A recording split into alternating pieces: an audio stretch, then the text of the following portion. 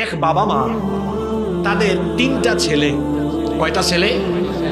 মনোযোগ দিয়ে শুনেন। এই তিন ছেলে একদিন বসেছে। বসার পরে বড় ছেলে বলতেছে, আচ্ছা ভাইরা শোনো, আমরা তো তিন ভাই, আমাদের আব্বা আম্মাকে চলো আমরা ভাগ করে খাওয়াই। আমি 10 দিন, তুমি 10 দিন, তুমি 10 দিন। 2 নম্বর ছেলে আপত্তি তুললো, বললো ভাই 10 দিন 10 দিন 10 দিন ভাগ না করে চলো আমরা মাস করে ভাগ করি, 1 মাস 1 মাস 1 মাস। ছোট ছেলে বলতেছে বড় 2 ভাইকে, ভাই আপনারা রাগ করেন না, এই 10 দিন আর 1 মাস করে ভাগাভাগি না করে আব্বা আম্মাকে সারা জীবনের জন্য আমার কাছে দিয়ে দেন।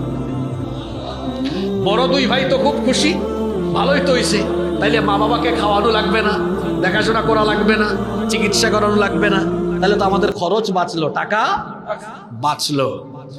এই 3 জনের কাহিনী শুনছে আরেকজন, শুনে বলতেছে ছোট ছেলে